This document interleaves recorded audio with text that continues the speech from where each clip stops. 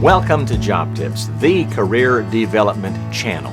In this video, how to address the difficult interview question, aren't you a bit overqualified for this job, is coming up.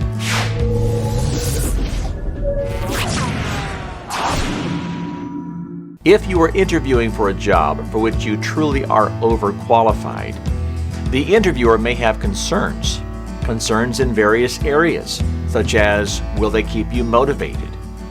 Will you stay on for very long in that role before you move on to something else? Will you be able to work with people that are at a lower position than you used to hold prior? Can you work for somebody else whose job you had in prior companies? Those sorts of things. They may also be concerned that you may have unreasonable salary expectations, that perhaps you have ulterior motives, and those kinds of things.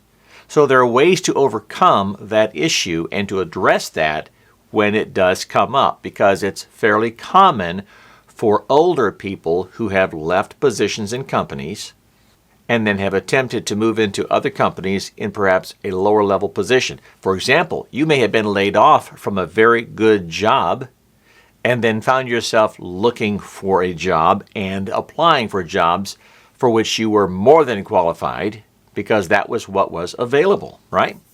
So if that's the case, you very well could have that issue in front of you in an interview. Well, how to address it?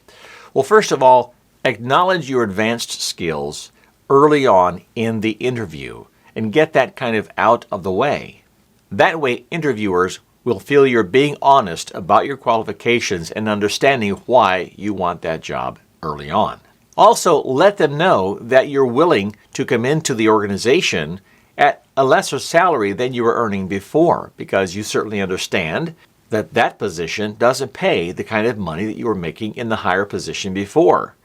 But in tandem with that, you can explain your worth to the organization as somebody who has a lot of value and experience, knowledge, history, qualifications, and so on, that what they're going to be getting for the price that they're paying is a lot of value, and you're bringing value into the organization, and that you're willing in that lesser role to be an asset to the organization when your experience, skills, background, knowledge, etc. are called upon. So you want to explain how your experience will benefit you in being a much more efficient employee. Something else prior to the interview, and that is to adjust your resume to stay honest about everything that's in the resume, but you don't have to put everything in the resume.